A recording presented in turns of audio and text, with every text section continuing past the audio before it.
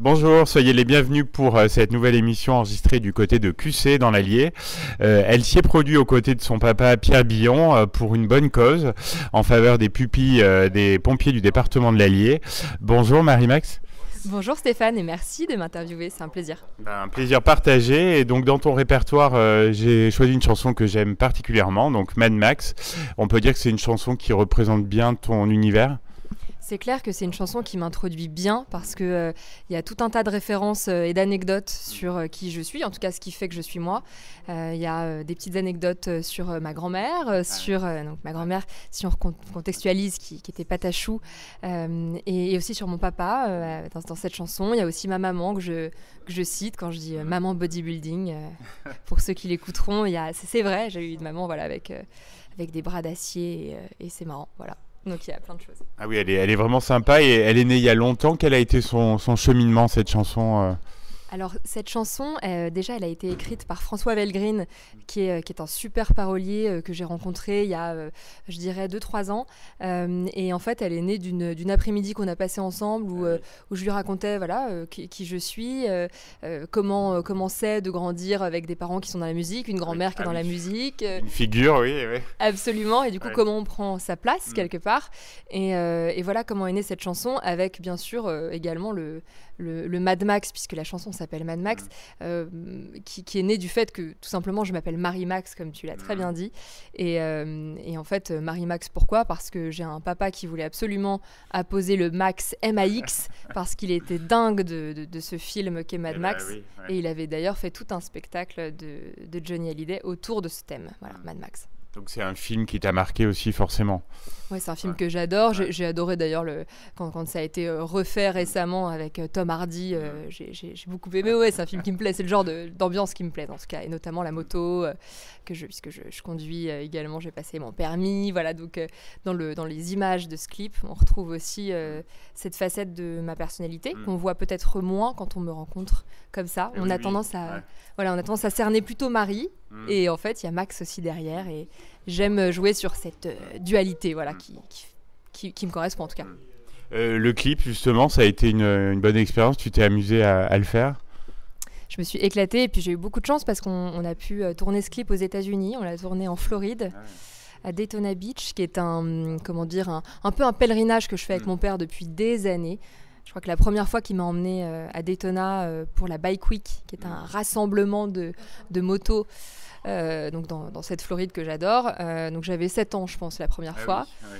Et tu vois, après, chaque année, là en tout cas depuis, je dirais 6-7 ans, on y va tous les ans. Et depuis que j'ai passé mon permis, je suis passée enfin au guidon, là où avant j'étais derrière le papa, quoi. Oui.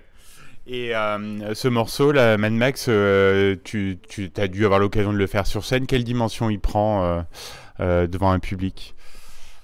Écoute, étonnamment, parce qu'il est plutôt lent et assez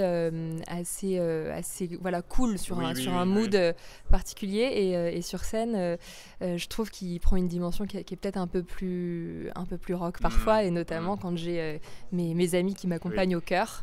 Je trouve que ça donne tout de suite vachement de profondeur sur les Mad Max, et ça me plaît. J'espère que voilà, ça plaira à d'autres aussi et qui chanteront Appelez-moi Mad Max avec moi. Je m'en doutais un peu qu'il y avait ce côté rock sur scène. Alors, heureuse d'être là à QC, donc voilà, pour cette belle cause avec Pierre Billon. Je suis très heureuse, d'autant que Vichy, et en tout cas cette région nous plaît particulièrement. On y vient très régulièrement depuis que je suis toute petite. Mon père m'y emmène. Ta grand-mère aussi, je crois, venait... Ma grand-mère venait y chanter.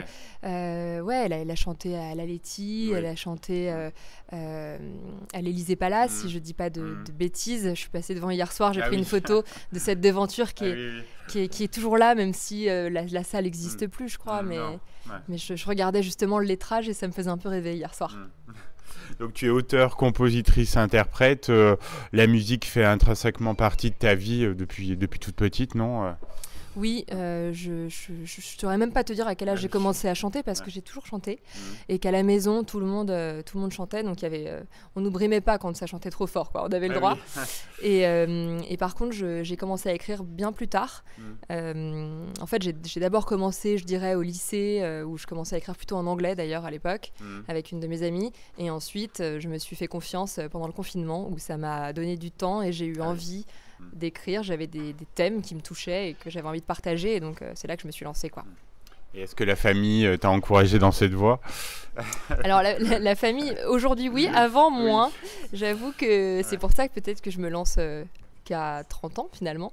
Non, malgré le fait que ma famille ait toujours été dans la musique, j'ai plutôt eu des gens qui m'ont dit fais des études classiques, va au bout des choses, assure tes arrières, ce que j'ai fait.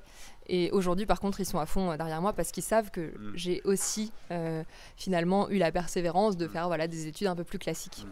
C'est quoi les atouts et les handicaps pour percer dans la musique quand on a une famille aussi connue? Il doit y avoir des deux. Écoute, les handicaps, à part pour moi-même, mon propre syndrome un peu de l'imposteur que beaucoup de gens connaissent, voilà, mais ça, il n'y a que moi qui peut y faire quelque chose. J'ai plutôt des parents qui me laissent de la place pour m'exprimer, donc je ne peux pas te dire que je sois plus brimée ou autre.